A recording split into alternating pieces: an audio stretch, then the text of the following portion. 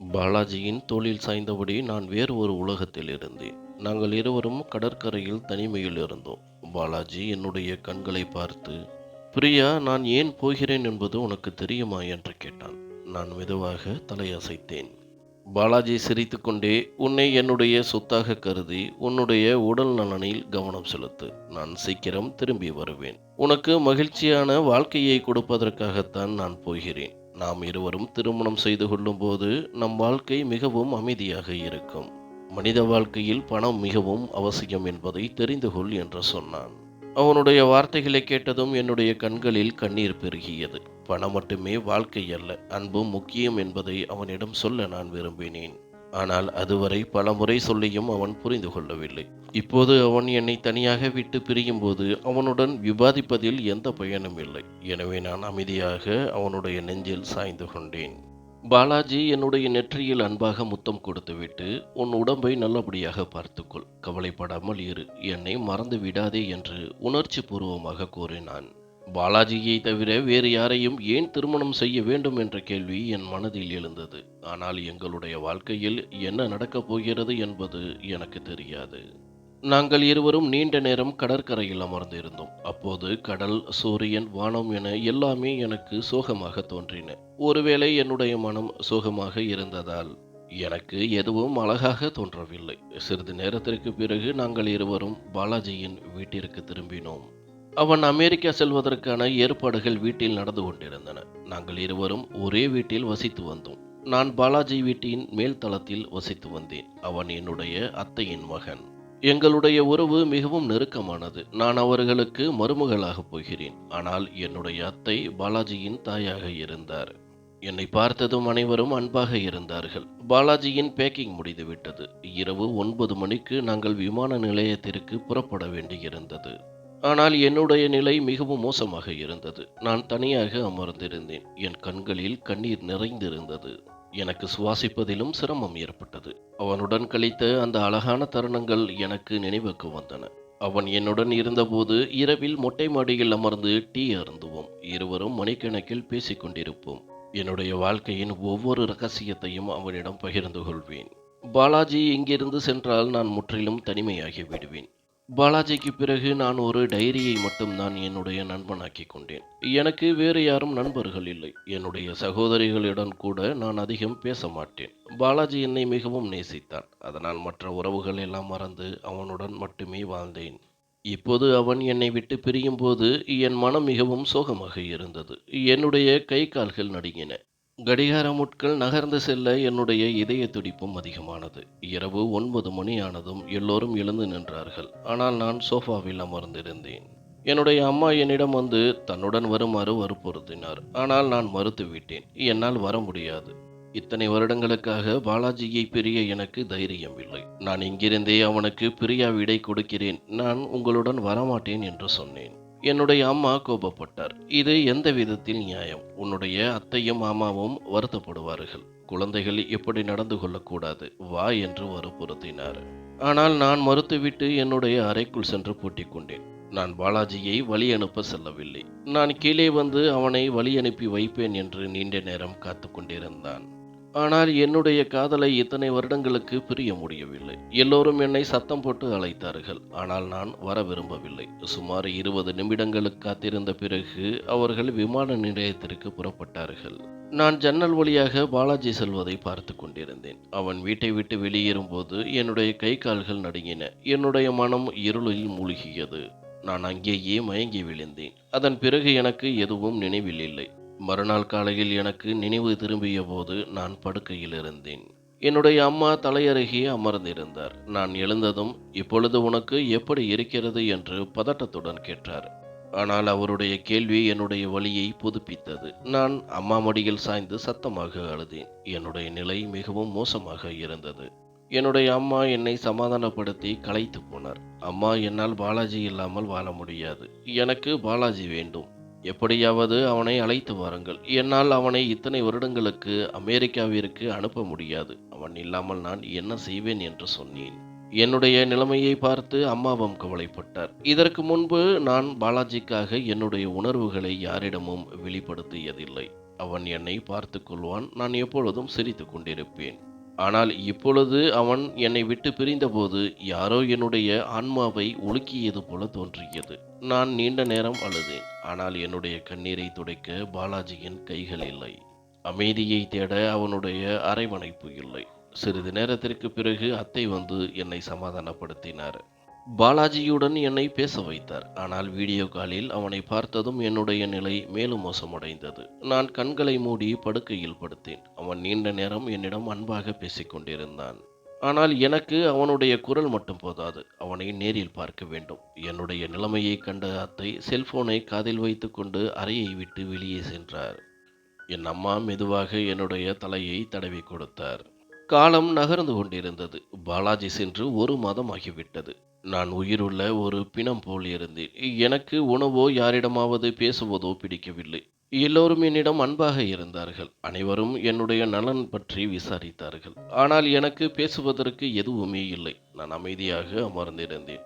என்னுடைய அம்மா ஏதாவது வேலை சொன்னால் செய்வேன். மற்ற நேரங்களில் அறையில் அடைந்து கிடப்பேன். என்னுடைய நாட்கள் மிகவும் சலிப்பாக இருந்தன. அன்று சனிக்கிழமை. கீழ்த்தளத்திலிருந்து நிறைய சத்தம் கேட்டது. என்னுடைய அம்மாவும் ஒரு சில முறை கீழே சென்று வந்தார். இப்போது அவர் என் தலையருகே நின்று, "கீழே வா, அர்ஜுன் வந்திருக்கின்றான். அவனை பார். அவன் பல நாட்களுக்கு பிறகு வந்திருக்கின்றான்" என்று சொன்னார். நான் எரிச்சலுடன், "அம்மா, அவன் இங்கே தானே இருக்கப் போகின்றான். நான் அப்புறம் கூட அவனை பார்த்துக் கொள்கிறேன். இப்போது என்னை தொந்தரவு செய்யாதீர்கள். நான் தூங்க விரும்புகிறேன்" என்றேன். என்னுடைய அம்மா எரிச்சலுடன், "நீ ஒரு உறவுக்காரன் என்ற முறையில் பார்க்க விரும்பவில்லை என்றாலும் அந்த வீட்டின் மருமகள் என்ற முறையில் அவனை பார். அவன் உனக்கு மைத்துனன்" என்று சொன்னார். எனக்கு இப்போது சோர்வாக இருந்தது. ஆனால் என்னுடைய அம்மா சொல்வது முற்றிலும் உண்மை. அவனுடைய அண்ணன் பிரிந்து சென்றதனால் எவ்வளவுதான் வருத்தமாக இருந்தாலும் அவனை பார்ப்பது என்னுடைய கடமை. எனவே நான் எழுந்து என்னுடைய துப்பட்டாவை சரி செய்து கொண்டு கீழே சென்றேன். இத்தனை நாட்களுக்கு பிறகு என்னை கீழே பார்த்த அத்தைக்கு சந்தோஷமாக இருந்தது. அர்ஜுன் பாலாஜியின் தம்பி. அர்ஜுனும் எனக்கு நல்ல நண்பன். அவன் என்னுடைய முதுகில் தட்டி, "அட அண்ணி, உங்களுக்கு என்ன ஆனது? அண்ணன் சென்ற பிறகு உங்கள் நிலைமை மோசமாகிவிட்டது. ஏன் வருத்தப்படுகிறீர்கள்? உங்கள் மனதை மகிழ்விக்க நாங்கள் இருக்கிறோம்" என்று சொன்னான். அவனுடைய அணுகுமுறை எப்பொழுதும் போல நகைச்சுவையாக இருந்தது. அனைவரும் சத்தமாக சிரித்தார்கள். நீண்ட நாட்களுக்கு பிறகு என்னுடைய முகத்திலும் புன்னகை வந்தது. அவன் தன்னுடைய பயணத்தை பற்றி சொன்னான். அவன் நண்பர்களுடன் 2 மாதங்களாக சென்றிருந்தான். அது அவனுக்கு பிடித்த இடங்கள். அவனுக்கு இயற்கை மிகவும் பிடிக்கும். எனக்கு பாலாஜியுடன் கடற்கரை மிகவும் பிடிக்கும். நான் அவனை கவனமாக கேட்டுக்கொண்டிருந்தேன். அவன் பாலாஜி போல இருந்தான். நான் அவனை பார்த்து கொண்டே இருந்தேன். திடீரென அவன் என் முன்னால் கைகளை தட்டி, "என்ன ஆனது? எங்கு தொலைந்து போனாய்?" என்று கேட்டான். நான் தலையை அசைத்துவிட்டு தலையை கவிழ்த்து கொண்டேன். என்னுடைய அம்மாவும் அத்தையும் பேசிக் கொண்டிருந்தார்கள். என்னுடைய சகோதரியும் அர்ஜுனனின் சகோதரியும் மகிழ்ச்சியாக இருந்தார்கள். நான் ஒரு சிலை போல அர்ஜுனை மட்டும் பார்த்து கொண்டிருந்தேன். அவன் எனக்கு அருகில் வந்து, "பிரியா, என்ன ஆனது? ஏன் மிகவும் சோகமாக இருக்கின்றாய்? அண்ணன் ஒரு சில வருடங்களுக்குத்தானே சென்றிருக்கின்றான். அவர் திரும்பி வருவார். அப்பொழுது உனக்கும் அவருக்கும் திருமணம் நடக்க வேண்டும். அதற்கு பணம் கொஞ்சம் வேண்டும். ஏன் இவ்வளவு கவலைப்படுகிறாய்? நான் இருக்கின்றேன் அல்லவா" என்று என்னை தேற்ற முயற்சி செய்தான். ஆனால் நான் இந்த விஷயத்தை பற்றி பேச விரும்பவில்லை. நான் தலையை அசைத்து அவனிடமிருந்து தப்பிக்க முயன்றேன். ஆனால் அர்ஜுன் கோபமாக, "நான் உன்னுடைய நண்பன், மைத்துனன். நீ ஏன் அப்படி நினைக்கின்றாய்?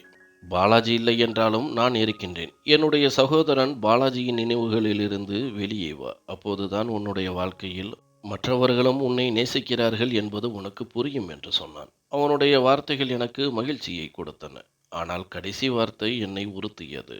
நான் அமைதியாக எழுந்து என்னுடைய அறைக்கு சென்றேன். பாலாஜி என்னிடமிருந்து என்னுடைய மகிழ்ச்சியையும் சேர்த்து அமெரிக்காவுக்கு கொண்டு சென்று விட்டான். மறுநாள் காலையில் அர்ஜுனனின் சகோதரி என்னை காலை உணவு சாப்பிட அழைத்தாள். நான் அவளை திருப்பி அனுப்பி, "நான் இப்போ சாப்பிட விரும்பவில்லை, கொஞ்ச நேரம் தூங்க வேண்டும்" என்று சொன்னேன். ஆனால் 10 நிமிடங்களுக்கு பிறகு அர்ஜுன் என்னுடைய அறைவாசலில் நின்றிருந்தான். அவனை கண்டு நான் அதிர்ச்சி அடைந்தேன். அவன் ஒருபோதும் எங்கள் வீட்டிற்கு வரமாட்டான். குறிப்பாக எனது அறைக்கு வரவே மாட்டான். அதனால் என்னுடைய ஆச்சரியம் நியாயமானதுதான். அவன் கோபமாக, "என்ன பிரியா இது? உனக்காக நான் அல்வா பூரி வாங்கி கொண்டு வந்திருக்கின்றேன். ஆனால் நீயோ இப்படி சொல்கிறாய். வா, அனைவரும் கீழே உனக்காக காத்திருக்கிறார்கள். நாம் ஒன்றாக காலை உணவை சாப்பிடலாம். மேலும் நான் உங்களுக்கெல்லாம் பரிசுகள் கொடுக்க வேண்டும்" என்று சொன்னான். நான் அவனை மறுக்க நினைத்தேன். ஆனால் என்னுடைய அம்மாவின் வார்த்தைகள் என் மனதில் ஒலித்தன. நீ பாலாஜியை எவ்வளவுதான் நேசித்தாலும் அவனுடைய குடும்பத்தினரின் மனதை நீ வெல்லும் வரை அவன் உன்னை நேசிக்க மாட்டான். மேலும் ஒரு நாள் அவன் உன்னை தனியாக விட்டு விட்டு சென்று விடுவான். இது எனக்கு ஏற்றுக்கொள்ள முடியாத ஒன்று. பாலாஜி என்னை விட்டு வெகு தொலைவில் இருந்தாலும் என்னுடைய பெயர் அவனுடன் இணைந்திருக்கின்றது என்று நான் நம்பினேன். என்ன நடந்தாலும் அவன் என்னுடையவனாகவே இருப்பான். அதனால் அர்ஜுனை சிறிது நேரம் காத்திருக்கச் சொல்லி என்னுடைய முகத்தை கழுவி அவனுடன் கீழே சென்றேன். நான் காலை உணவு மேஜையில் இருந்ததை பார்த்து அனைவரும் மகிழ்ச்சி அடைந்தார்கள். அர்ஜுனும் பாராட்டப்பட்டான். நீங்கள் புறாவை கூண்டிலிருந்து வெளியே எடுத்து விட்டீர்கள் என்று எல்லோரும் சொன்னார்கள். நான் சிரித்தேன். காலை உணவு மிகவும் மகிழ்ச்சியான சூழலில் சாப்பிடப்பட்டது. அதன் பிறகு அர்ஜுன் தன்னுடைய பையை திறந்து எல்லோருக்கும் பரிசுகளை கொடுத்தான். எனக்கு ஒரு அழகான வளையல் கொண்டு வந்திருந்தான். எனக்கு மென்மையான பொருட்கள் மிகவும் பிடிக்கும். நான் இயற்கையாகவே அழகாக இருந்தேன். ஒல்லியான உடல், இளஞ்சிவப்பு கன்னங்கள், பால் போன்ற சருமம். என் தலைமுடி இடுப்பு வரை நீண்டு என்னுடைய முதுகில் ஒரு அருவி போல பரவி இருக்கும். அப்பாவியான கண்கள் மற்றும் ரோஜா இதழ்கள் போன்ற உதடுகள். என்னை பார்த்த யாரும் கண்களை எடுக்க முடியாது. கல்லூரியில் ஒவ்வொரு பையனும் என் மீது ஆசையாக இருந்தார்கள். ஆனால் நான் பாலாஜி மீது மிகவும் ஆசையாக இருந்தேன். அவன் என்னை மிகவும் நேசித்ததால் நான் வேற யாரையும் பற்றி நினைத்ததில்லை. நான் என்னுடைய பரிசை எடுத்துக்கொண்டு எழுந்தேன். அப்போது அர்ஜுன் என்னுடைய கையை பிடித்து அமரச் சொன்னான். நீங்கள் எங்கே போகிறீர்கள்? இப்போது ஒரு உறவினருக்கு மட்டும்தான் பரிசு கொடுத்திருக்கின்றேன். அன்னையின் பரிசு பாக்கி இருக்கிறது என்று சொன்னான். அவனுடைய தொடுதல் எனக்கு சங்கடமாக இருந்தது. நான் அமைதியாக அமர்ந்தேன். அவன் ஒரு அழகான உடையை எடுத்து என் முன் வைத்து, அண்ணி, நீங்கள் ஒல்லியாக இருப்பதால் இந்த உடை உங்களுக்கு பொருந்தும் என்று சொன்னான். அனைவரும் சிரித்தார்கள். அவன் அப்படித்தான் இருப்பான். கவலையற்றவன், அனைவரையும் சிரிக்க வைப்பவன், மகிழ்ச்சியாக வைத்திருப்பவன். ஒருவேளை நான் சோகமாக இருந்ததால் என்னுடன் அதிகம் பேசிக்கொண்டிருக்கலாம். பாலாஜி இங்கிருந்த போது அவன் என்னுடன் அதிகமாக பேச மாட்டான். ஆனால் அவன் சென்றதிலிருந்து அர்ஜுன் என்னுடன் மிகவும் அன்பாக இருந்தான். அவனுடைய அணுகுமுறை எனக்கு பிடித்திருந்தது. நேற்றிலிருந்து நான் கொஞ்சம் மகிழ்ச்சியை உணர்கிறேன். நான் சிரித்தேன். பாலாஜியின் துக்கத்திலிருந்து நான் வெளியே வந்தேன். இல்லை என்றால் நான் நாள் முழுவதும் அறையில் படுத்திருப்பேன். அவன் என்னை அறையிலிருந்து வெளியே கொண்டு வந்தான். பரிசுகளை கொடுத்த பிறகு நான் என்னுடைய அறைக்கு சென்றேன். அப்போது திடீரென அர்ஜுன் என்னுடைய கையை பிடித்தான். அவனுடைய ஸ்பரிசத்தில் என்னுடைய இதயம் வேகமாக துடித்தது. நான் என் கையை அவனிடமிருந்து விடுவிக்க முயன்றேன். ஆனால் அவன் என்னுடைய கையை பலமாக பிடித்தான். பிறகு அவன் என்னை பார்த்து, பிரியா, நான் உனக்கு வளையல் மற்றும் உடைகள் கொண்டு வந்தேன். இப்போது எனக்கு ஒரு நல்ல காஃபி செய்து கொடு. எனக்கு உன்னுடைய அழகான கைகளால் செய்யப்பட்ட காபி குடிக்க வேண்டும் என்று சொன்னான். நான் உடனடியாக தலையசைத்து அவனுக்காக காஃபி செய்ய ஆரம்பித்தேன். நான் காஃபி செய்து கொண்டிருக்கும் போதே என்னுடைய அத்தை என்னை பார்த்து மெதுவாக, பிரியா, மைத்துனர் மற்றும் அண்ணி உறவு ஒரு நெருப்பை போன்றது. இதை எப்போதும் மனதில் வைத்துக்கொள் என்று சொன்னார். இந்த வார்த்தைகள் எனக்கு மட்டுமே கேட்டது போல் இருந்தது. நான் ஆச்சரியத்துடன் என்னுடைய அத்தையை பார்த்தேன். அவர்களுக்கு என்ன ஆனது? நாங்கள் இதற்கு முன்பு பல முறை பேசியிருக்கின்றோம். ஆனால் இந்த முறை பாலாஜி இங்கே இல்லை. அர்ஜுன் என்னை கேலி செய்தான். அதற்கு பின்னால் இருந்த காரணம், அர்ஜுன் என்னுடைய மனதை மகிழ்விக்க முயற்சி செய்கிறான் என்பது அனைவருக்கும் தெரியும். அவன் நன்றி சொல்லி காஃபி கோப்பையை பிடித்து கொண்டான். என்னுடைய சகோதரியுடன் பேசுவதில் மூழ்கினான். நான் அமைதியாக எழுந்து என்னுடைய அறைக்கு சென்றேன். என்னுடைய இதயம் மீண்டும் சோகமாக இருந்தது. அது உண்மைதான், அவர்கள் என்னுடைய அத்தை. ஆனால் சில சமயங்களில் அவர்கள் என்னுடைய மாமியாரை போல உணர்ந்தார்கள். அவர் சொன்னது எனக்கு மிகவும் வருத்தமாக இருந்தது. அர்ஜுன் எனக்கு என்னுடைய தம்பியை போன்றவன், என்னுடைய மைத்துனன். நான் ஏன் அவனுடன் ஒரு உறவு வைத்துக் கொள்ள வேண்டும்? நான் அமைதியாக என்னுடைய அறைக்கு சென்று என்னுடைய டைரியில் என்னுடைய உணர்வுகளை எழுத ஆரம்பித்தேன். இதுதான் என்னுடைய ஒரே நண்பன்.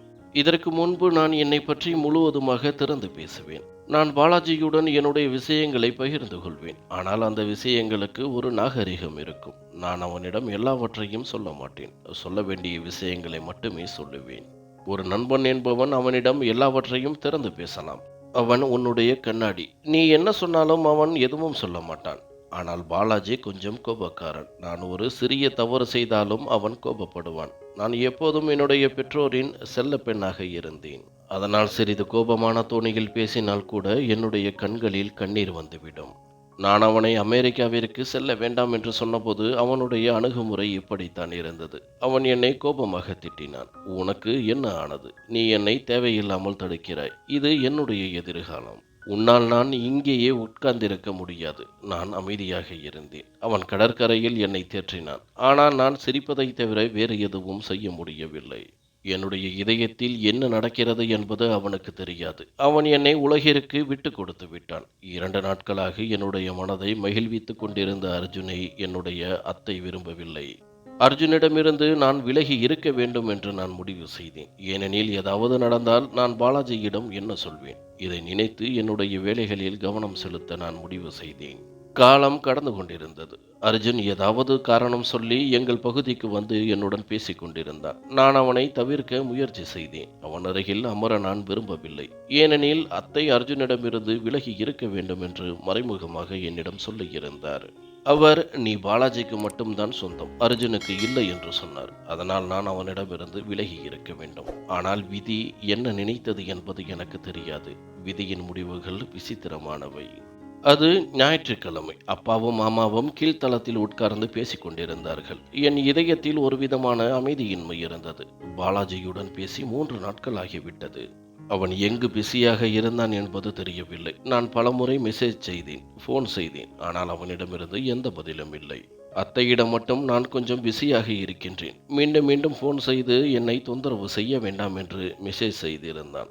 ஆனால் அவன் எனக்கும் சொல்லி இருக்க வேண்டும். ஆனால் அவன் அப்படி செய்யவில்லை. நான் விரக்தியில் என்னுடைய அறையில் உட்கார்ந்திருந்தேன். இன்று ஏதாவது நடக்கப் போகிறது என்று எனக்கு தோன்றியது.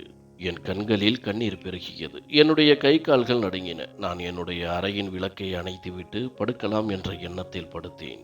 இரவு 11 மணி ஆகிவிட்டது. அதிக நேரமாகிவிட்டதால் விழித்திருப்பது சரியல்ல என்று நான் நினைத்தேன். நான் விழித்திருந்தால் பாலாஜியை பற்றி அதிகம் நினைப்பேன். அதனால் நான் தூங்குவதற்கு முன்னுரிமை கொடுத்தேன். சிறிது நேரத்திற்கு பிறகு சத்தம் கேட்டது. அப்பா மேலே வந்து விட்டார். பாலாஜியை பற்றி பேசிக் கொண்டிருக்கும் போது நான் எப்போது தூங்கினேன் என்றே தெரியவில்லை. இரவு நேரம். அறையில் விசித்திரமான சத்தம் கேட்டது. யாரோ என் அருகில் இருப்பது போல உணர்ந்தேன். நான் என்னுடைய கண்களை திறந்து பார்த்தேன். அறையின் இருட்டாக இருந்தது. ஆனால் யாரோ இருப்பது போல உணர்ந்தேன். நான் அமைதியாக எழுந்தேன். என்னுடைய இதயம் வேகமாக துடித்தது. எனக்கு ஒரு விதமான துரதிர்ஷ்டம் ஏற்பட போகிறது என்று தோன்றியது. எனது அருகில் சூழ்ச்சி இருந்தது. அதை ஆன் செய்தால் அறை பிரகாசமாக இருக்கும். நான் அமைதியாக என்னுடைய கையை நீட்டி விளக்கை ஆன் செய்தேன். அந்த காட்சியை கண்டு நான் அதிர்ச்சி அடைந்தேன். 2 ஆண்கள் என் முன் நின்று என்னுடைய அறையில் தேடிக்கொண்டிருந்தார்கள். நான் விழித்திருப்பதைக் கண்டு அவர்கள் உடனடியாக என்னை நோக்கி வந்தார்கள். அவர்கள் முகமூடி அணிந்திருந்தார்கள். நான் என்னால் முடிந்த அளவு கத்தினேன். உடனடியாக என்னுடைய அம்மாவும் அப்பாவும் கீழ்த்தளத்திலிருந்து மற்றவர்களும் அறைக்கு வந்தார்கள். நான் அதிர்ச்சியில் உறைந்து போனேன். அந்த 2 திருடர்களும் என் கழுத்தில் கத்தியை வைத்தார்கள். அப்பா உடனடியாக, கேளுங்கள், உங்களுக்கு என்ன வேண்டும் எடுத்துக்கொள்ளுங்கள், நாங்கள் உங்களை தடுக்க மாட்டோம், ஆனால் கத்தியை அகற்றுங்கள் என்று சொன்னார். ஆனால் அந்த இருவரும் தலையை அசைத்து மற்றவர்களை வெளியே தள்ளினார்கள். அந்த அறையில் யாரும் இருக்கக்கூடாது என்று அவர்கள் சொன்னார்கள். என்னுடைய அம்மா அழுது கொண்டே, இந்த அறையில் எதுவும் இல்லை, எங்களை மன்னித்து விடுங்கள், பொருட்கள் எல்லாம் வெளியே இருக்கின்றன என்று சொன்னார். ஆனால் ஒரு திருடன் எல்லோரையும் கத்தி முனையில் வெளியே அழைத்துச் சென்றான். மற்றொரு திருடன் கதவை பூட்டிவிட்டு தன்னுடைய சட்டையை அவிழ்க்க ஆரம்பித்தான். என்னுடைய கை கால்கள் நடுங்கின. இறைவன் என்னை மிகவும் அழகாக படைத்திருந்தார். இன்று அந்த அழகுதான் என்னுடைய துரதிர்ஷ்டமாக மாறப்போகிறது. அந்த மனிதன் மெதுவாக என்னை நெருங்கினான். என்னுடைய நிலை மிகவும் மோசமாக இருந்தது. நான் அவனிடம் கைகளை கூப்பி, இறைவனுக்காக என்னை மன்னித்துவிடு, ஏன் என் வாழ்க்கையை நாசமாக்க விரும்புகிறாய் என்று கேட்டேன். ஆனால் அவன் நிற்கவில்லை. என்னுடைய படுக்கையில் வைத்து என்னுடைய மரியாதையை சீர்குலைத்தான். அவன் தன்னுடைய வேலையை விரைவாக முடித்து பொருட்களை எடுத்துக்கொண்டு அந்த 2 திருடர்களும் எங்கள் வீட்டிலிருந்து சென்று விட்டார்கள். நான் மயக்கமடைந்து தரையில் கிடந்தேன். மாமாவும் அப்பாவும் மிகவும் வருத்தப்பட்டார்கள். என்னுடைய 2 சகோதரிகளும் செய்வதறியாது திகைத்து நின்றார்கள். சிறிது நேரத்தில் வெளியிலிருந்து வந்த அர்ஜுன் உடனடியாக என்னை மருத்துவமனைக்கு அழைத்துச் சென்றான். என்னுடைய நிலை மிகவும் மோசமாக இருந்தது. நான் என்னுடைய வாழ்க்கையின் நம்பிக்கையை விட்டுவிட்டேன். ஆனால் அர்ஜுன் இறுதி வரை என்னுடன் நின்றான். அவன் எனக்கு துணையாக இருந்தான். ஒவ்வொரு நொடியும் எனக்கு தைரியம் கொடுத்தான். வாழ்க்கை மிகவும் மதிப்பானது, அதை இப்படி வீணாக்காதே. என்ன நடந்தது என்பது உன் தவறு இல்லை. அதை ஒரு கெட்ட கனவாக நினைத்து மறந்துவிடு என்று சொன்னான். அவன் எனக்கு மிகுந்த சிறந்த சிகிச்சையை கொடுத்தான். சில நாட்களுக்கு பிறகு நான் குணமடைந்தேன். பாலாஜியின் பிரிவு இந்த துயரம் என வாழ்க்கை முற்றிலும் முடிந்துவிட்டது. ஆனால் அர்ஜுன் ஒவ்வொரு நொடியும் என்னுடன் நின்றான். அவன் என்னிடம் எதுவும் நடக்காதது போல இயல்பாக நடந்து கொண்டான். முன்பை போலவே கேலி செய்தான். என்னுடைய மனதை மகிழ்வித்தான். உண்மையாக சொல்ல வேண்டுமென்றால் இப்போது எனக்கு அர்ஜுனனின் துணை பிடித்து விட்டது. நான் அவனுடன் இருக்கும்போது வாழ ஆசை ஏற்பட்டது. மேலும் அத்தையும் எங்களை விட்டு பிரியவில்லை. அவர் இது இந்த பெண்ணின் தலைவிதி. ஆனால் நாம் இவளை நம் வீட்டு மருமகளாக ஆக்குவோம். இவளுடைய மரியாதை கெட்டுவிட்டது. ஆனால் அதில் அவளுக்கு எந்த தவறும் இல்லை என்று சொன்னார். அத்தையை பார்த்து நான் அழுதேன். அவர் என்னை தனியாக விட்டு விடவில்லை. இத்தகைய சூழ்நிலையில் பெரும்பாலான மாமியார் மனதை மாற்றி விடுவார்கள். ஆனால் அவர் என் மாமியார் இல்லை, என்னுடைய அத்தை. ஒரு அத்தை அம்மாவுக்கு சமமானவர். என்னுடைய உடல்நிலை மோசமாக இருந்தது. பலமுறை என் இதயம் படபடத்தது. அம்மாவும் வருத்தப்பட்டார். எங்கள் அனைவருக்கும் ஆபத்து நெருங்கி வருவது போல இருந்தது. பிறகு அம்மா ஒரு கடுமையான முடிவை எடுத்தார். அவர் அந்த முடிவை எடுக்கவில்லை என்றால் நான் என் வாழ்நாள் முழுவதும் அவமானப்பட்டிருப்பேன். என்ன நடந்தது என்பதை நாங்கள் மறைத்து விட்டோம். நான் அமைதியாக அறையில் உட்கார்ந்திருந்தேன். என்னுடைய அம்மாவும் அப்பாவும் என் அறைக்கு வந்தார்கள். என்னை பார்த்ததும் அவர்களுக்கு அழுகை வந்தது. அம்மா என் தலையில் கை வைத்து, உனக்கு என்ன நடக்கிறது என்று உனக்கு தெரியுமா என்று கேட்டார். நான் ஒரு சிறுமி இல்லை. என் உள்ளே விசித்திரமான அறிகுறிகள் இருப்பதை உணர்ந்தேன். அம்மா என்னுடைய கையை பிடித்து, நான் உன்னுடைய அத்தையிடம் பேசுகிறேன். உனக்கும் பாலாஜிக்கும் இடையிலான உறவை பற்றி பேச. பாலாஜியை வரச் சொல்லி அவனுடன் உனக்கு திருமணம் செய்ய வைக்கச் சொல்கிறேன். ஏனெனில் நீ இங்கு இருந்தால் அவமானம் எங்கள் அனைவரும் மீதும் வரும். உனக்கு திருமணம் நடந்துவிட்டால் இந்த விஷயம் அத்துடன் அடங்கிவிடும் என்று சொன்னார். நான் அமைதியாக இருந்தேன். என்னுடைய இதயம் பாலாஜியை தேடி அலைந்தது. அவன் எங்கிருந்தாவது வந்து என்னை அவனுடைய நெஞ்சோடு அணைத்து கொள்ள வேண்டும் என்று நான் விரும்பினேன். நான் உடனடியாக சம்மதம் தெரிவித்தேன். அம்மாவும் அப்பாவும் கீழ்த்தளத்திற்கு சென்றார்கள். ஆனால் என் இதயம் படபடத்தது. பாலாஜிக்கு என்ன நடந்தது என்று தெரியுமா என்று எனக்கு தெரியவில்லை. நான் ஆச்சரியப்பட்டேன். இத்தனை நாட்களாக என் உடல்நிலை இவ்வளவு மோசமாக இருந்தபோது, நான் மருத்துவமனையில் அனுமதிக்கப்பட்டிருந்த போதும் பாலாஜியிடமிருந்து எந்த ஒரு மெசேஜ் கூட வரவில்லை. போனும் வரவில்லை. நேரம் கடந்து கொண்டிருந்தது. ஆனால் அப்பாவும் அம்மாவும் மேலே வரவில்லை. பதற்றத்தில் என்னுடைய உயிர் பிரிந்துவிடும் போல் இருந்தது. சிறிது நேரம் கழித்து அவர்கள் இருவரும் வந்தார்கள். அவர்களுடைய முகத்தில் இருந்த கவலையை பார்த்து ஏதோ மோசமாக ஒன்று நடந்துவிட்டது என்பதை நான் புரிந்து கொண்டேன். அவர்களுடைய முகத்தில் கவலைகள் தெரிந்தன. அவர்களின் கண்கள் என்னை பார்த்து கொண்டிருந்தன. நான் பயத்துடன், அம்மா, அத்தையும் மாமாவும் என்ன சொன்னார்கள் என்று கேட்டேன். என்னுடைய அம்மா என்னை விரக்தியுடன் பார்த்து, பாலாஜி பேசினான். ஆனால் என்னால் இப்பொழுது இந்தியாவுக்கு வர முடியாது. எனக்கு நிறைய பிரச்சனைகள் இருக்கின்றன. இப்போது திருமணத்தை நிறுத்தி வைத்தால் நன்றாக இருக்கும் என்று சொன்னான். நான் உடனடியாக அவனுக்கு என்ன நடந்தது என்று தெரியுமா என்று கேட்டேன். அம்மா தலையை அசைத்தார். நான் என்னுடைய கண்ணீரை தடுக்க மிகவும் சிரமப்பட்டேன். உன்னுடைய அத்தையும் மாமாவும் ஒரு முடிவு எடுத்திருக்கின்றார்கள். அதில் எனக்கும் உன் அப்பாவுக்கும் எந்த மறுப்பும் இல்லை என்று அம்மா சொன்னார். நான் திரும்பி என்னுடைய அறைக்கு செல்லும் பொழுது அம்மாவின் வார்த்தைகளை கேட்டு என்னுடைய நெற்றியில் சுருக்கம் விழுந்தது. நான் அம்மாவை பார்த்து ஆச்சரியத்துடன் என்ன என்று கேட்டேன். அப்போது அப்பா என் அருகில் வந்து நின்றார். அவர் என்னுடைய தலையில் கை வைத்து என்னுடைய கண்களை பார்த்து, என் மீது உனக்கு நம்பிக்கை இருந்தால் உன்னுடைய வாழ்க்கையை பற்றி ஒரு முடிவு எடுக்க என்னை அனுமதி என்று சொன்னார். நான் என் அப்பாவை கேள்விக்குறியுடன் பார்த்தேன். அப்பா, பிரியா இப்போது உன் அம்மா சொன்னது எல்லாம் போய். பாலாஜியிடம் என்ன நடந்தது என்று சொன்னபோது அவன் கை விரித்து விட்டான். அவன் உன்னை திருமணம் செய்ய முடியாது என்று சொன்னான். அதனால் உன் அம்மா அர்ஜுனுடன் உனக்கு திருமணம் செய்து வைக்க முடிவு செய்திருக்கிறார்கள் என்று சொன்னார். இதை கேட்டு நான் 2 அடி பின்னால் சென்றேன். அப்பா என்னை பிடித்து கொண்டு, நாம் இதை செய்யவில்லை என்றால் இந்த உலகம் நம் மீது தவறு சொல்லும். எப்படியும் உன்னுடைய நிலை திருமணத்திற்கு ஒத்துழைக்காது. உனக்கு திருமணம் செய்வது அவசியம். இந்த நேரத்தில் அர்ஜுன் மட்டும்தான் உனக்கு துணையாக இருக்கின்றான். கீழே பாலாஜி போனில் மறுத்தபோது அர்ஜுன் எழுந்து எங்களுக்கு ஆறுதல் கொடுத்தான். நாங்கள் நடந்த சம்பவத்தை பாலாஜியிடம் அழுது சொன்னோம். அவன், நான் ஒரு பயன்படுத்தப்பட்ட பெண்ணை திருமணம் செய்ய மாட்டேன். நான் இந்தியாவுக்கு திரும்பி வர மாட்டேன். எனவே மீண்டும் மீண்டும் போன் செய்தோ அல்லது மெசேஜ் செய்தோ என்னை தொந்தரவு செய்ய வேண்டாம் என்று சொன்னான் என்று சொன்னார். என்னுடைய கண்களில் கண்ணீர் வழிந்து கொண்டிருந்தது. என் அப்பாவின் வார்த்தைகளை கேட்டு நான் அதிர்ச்சி அடைந்தேன். அவர் தொடர்ந்து, ஆனால் அதே நேரத்தில் அர்ஜுன் அங்கு வந்து அவன் என்னுடைய கையை பிடித்து, உங்களுடைய மகளுக்கு துணையாக இருப்பேன். அவளை நான் திருமணம் செய்து கொள்வேன் என்று உறுதியளித்தான் என்று சொன்னார். நான் அப்பாவை நம்ப முடியாமல் பார்த்தேன். அவர், பிரியா, உன்னை கைகளை கூப்பி கேட்டுக்கொள்கிறேன். தயவு செய்து சம்மதம் சொல். நீ மறுத்தால் எல்லாம் அழிந்துவிடும். இத்தனை வருடங்களாக நான் சம்பாதித்த மரியாதை மண்ணோடு மண்ணாகிவிடும்.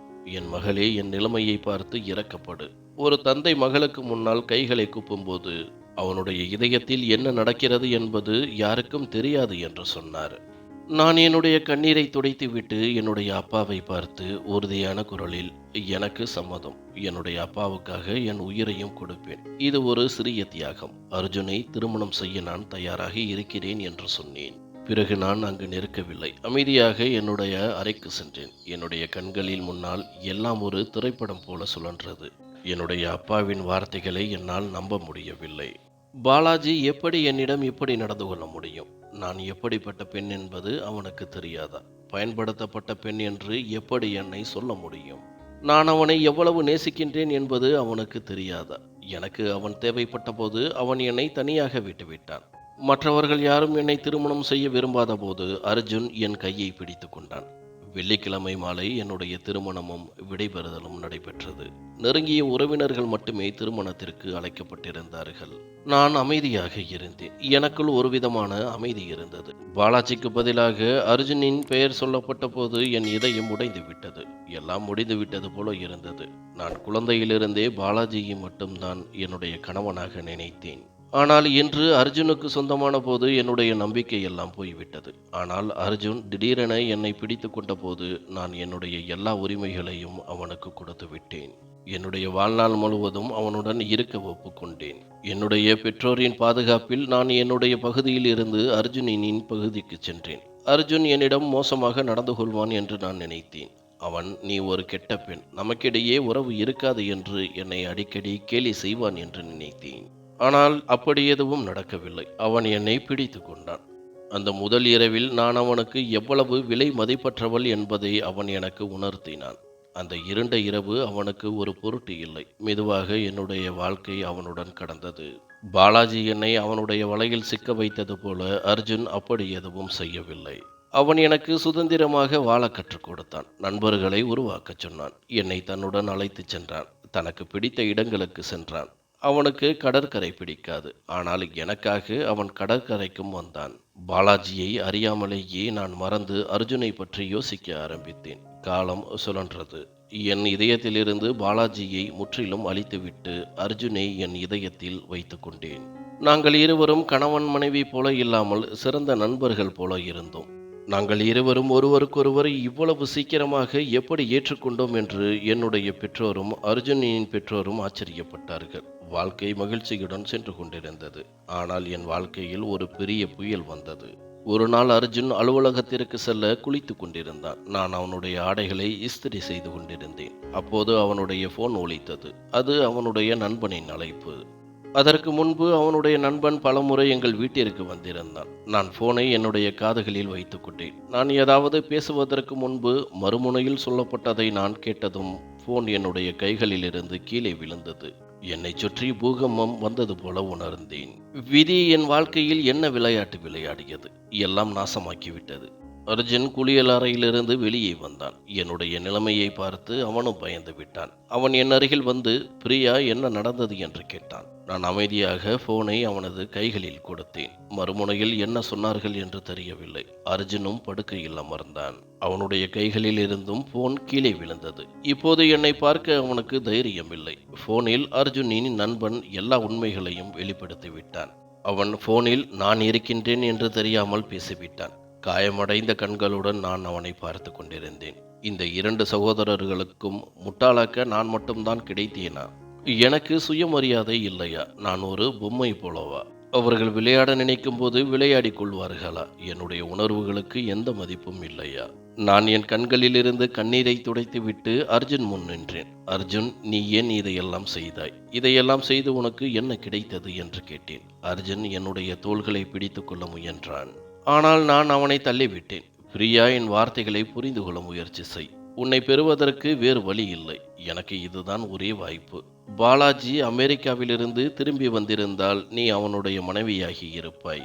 என்னால் அதையெல்லாம் தாங்க முடியவில்லை. நான் சின்ன வயதிலிருந்தே உன்னை நேசிக்கின்றேன். சரியான நேரம் வரும்போது என் அம்மாவிடம் பேசி உன்னுடன் ஒரு உறவை ஏற்படுத்திக் கொள்ள நினைத்தேன்.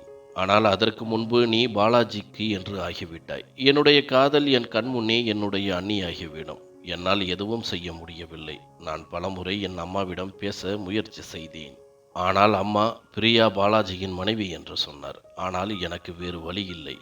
அதனால் அன்று இரவு நான் ஒரு திருடனைப் போல உன் அறைக்குள் நுழைந்தேன். உன்னுடன் எல்லாவற்றையும் செய்துவிட்டு அறையிலிருந்து வெளியே வந்தேன். இது நடந்த பிறகு பாலாஜி உன்னை ஒருபோதும் ஏற்றுக்கொள்ள மாட்டான் என்பது எனக்கு தெரியும். ஏனெனில் அவனுக்கு உன் மீது அன்பு இல்லை. அவனுக்கு அன்பு இருந்திருந்தால் அவன் அமெரிக்காவில் திருமணம் செய்திருக்க மாட்டான். பிரியா, இது உண்மை. அவன் இங்கிருந்து சென்ற 3 மாதங்களுக்கு பிறகு அமெரிக்காவில் திருமணம் செய்து கொண்டான். இந்த ரகசியம் எனக்கு மட்டும்தான் தெரியும். பாலாஜி என்னிடம் சொன்னான். அவனுக்கு அமெரிக்காவில் ஒரு பெண்ணை பிடித்திருக்கிறது. அதனால் அவன் அந்த பெண்ணை திருமணம் செய்து கொண்டான். ஆனால் அவன் இந்தியாவிற்கு வரும்போது பிரியாவையும் திருமணம் செய்து கொள்வான். இவ்வாறு அவனுக்கு இந்தியாவில் ஒரு மனைவியும் அமெரிக்காவில் ஒரு மனைவியும் இருப்பார்கள். பாலாஜி உன்னை உண்மையாக நேசிப்பதாக நான் நினைத்திருந்தால் உனக்கும் அவனுக்கும் இடையில் நான் வந்திருக்க மாட்டேன். ஆனால் பாலாஜி உனக்கு துரோகம் செய்து விட்டான். நான் உன்னிடம் இதை சொல்லியிருந்தால் நீ பாலாஜியின் துக்கத்தை உன் மனதில் தாங்கியிருப்பாய். நீ அவனை ஒருபோதும் மறந்திருக்க மாட்டாய் என்றான். நான் அர்ஜுனை வெற்று பார்வையில் பார்த்து கொண்டிருந்தேன். இந்த தகவல் என்னுடைய வாழ்க்கையை சீர்குலைத்தன. பாலாஜி என்னிடம் விசுவாசமாக இல்லை, அர்ஜுனும் இல்லை. ஆனால் அர்ஜுன் என்னுடன் மிகவும் தவறாக நடந்து கொண்டான். நான் அழுது கொண்டே என் பகுதிக்கு வந்தேன். என்னுடைய அம்மா என்னிடம் கேட்டு கேட்டு கலைத்து விட்டார். ஆனால் நான் அவரிடம் எதுவும் சொல்லவில்லை. நான் அர்ஜுனுடன் வாழ விரும்பவில்லை என்று மட்டுமே சொன்னேன். அர்ஜுனும் என்னை மன்னிக்கும்படி கேட்டு கலைத்து விட்டான். ஆனால் நான் அவனை மன்னிக்கவில்லை. ஆனால் என் வயிற்றில் வளரும் குழந்தையை உணரும் பொழுதெல்லாம் நான் யோசிப்பேன், இந்த அப்பாவி குழந்தையின் தவறு என்ன? அது இன்னும் இந்த உலகத்திற்கு வரவில்லை. அதனால் நான் அதற்கு ஏன் தண்டனை கொடுக்க வேண்டும்? மறுநாள் ஒரு மோசமான செய்தி என்னை கலக்கமடைய வைத்தது. அர்ஜுன் தன்னுடைய உயிரை மாய்த்து கொள்ள முயற்சி செய்தான். இப்போது அவன் ஐசியூவில் இருக்கின்றான். ஒவ்வொரு முறையும் அவன் என்னுடைய பெயரை சொல்லிக் கொண்டிருந்தான். என்னுடைய இதயத்தில் ஏதோ நடந்தது. நான் அவனை வெறுக்க ஆரம்பித்தேன். அவன் என்னுடன் செய்ததற்கு அவன் என்னுடைய வெறுப்புக்குத்தான் தகுதியானவன். ஆனால் அவனுடைய நிலைமையை கேட்டு என் இதயம் துடித்தது. நான் யோசிக்காமல் மருத்துவமனைக்கு ஓடினேன். பிறகு நான் ஒரு முடிவை எடுத்தேன். அது ஒருவேளை உங்களுக்கு பிடிக்காமல் இருக்கலாம். நான் அர்ஜுனை மன்னித்திருக்க கூடாது என்று நீங்கள் சொல்வீர்கள். ஆனால் நான் அவனை மன்னித்தேன். அதற்கு பல காரணங்கள் இருந்தன. முதல் காரணம், நான் அர்ஜுனை காதலிக்க ஆரம்பித்திருந்தேன். ஆமாம், அவன் என்னுடன் தவறாக நடந்து கொண்டான். ஆனால் ஏதோ ஒன்று இருந்தது. நான் என் இதயத்தில் அர்ஜுனுக்கு சொந்தமானவள். இப்போது அவனுடைய அன்பை என் இதயத்தில் இருந்து நீக்குவது சாத்தியமில்லை. இரண்டாவது காரணம், அவன் என்னுடைய குழந்தையின் தந்தை. ஒரு அப்பாவி குழந்தையிடமிருந்து அதன் தந்தையின் அன்பை நான் எப்படி பறிக்க முடியும்? நான் அர்ஜுனின் கையை பிடித்து அவனை மன்னித்து விட்டேன். அவனுக்குள் வாழும் ஆசை வந்தது. மெதுவாக அவன் குணமடைந்தான். ஆனால் அவன் இன்னும் என்னிடம் வெட்கப்பட்டான். பிரியா, என்னை நம்பு. உன்னுடன் இதையெல்லாம் செய்த பிறகு என்னால் இரவு முழுவதும் தூங்க முடியவில்லை. பல இரவுகள் நான் அமைதியற்று இருந்தேன். உன்னை பெறுவதற்கு என்னுடைய வழி தவறு என்று எனக்கு தெரியும். ஆனால் நீ இல்லாமல் என்னால் வாழ முடியவில்லை. அதனால்தான் நான் இந்த வழியை தேர்ந்தெடுத்தேன் என்று சொன்னான். நான் என்னுடைய தலையை அவனுடைய நெஞ்சில் வைத்துக் கொண்டேன். அர்ஜுன் என்னை ஒரு தவறான வழியில் பெற்றான் என்பதில் எனக்கு வருத்தம் இருந்தது. ஆனால் வாழ்க்கையில் சில விஷயங்கள் இருக்கின்றன. அவற்றை மன்னித்துவிட்டு வாழ்க்கையில் முன்னேறுவது நல்லது. நானும் வாழ்க்கையில் முன்னேற நினைத்தேன். அர்ஜுனனின் தவறை என் இதயத்திலிருந்து மன்னித்து விட்டேன்.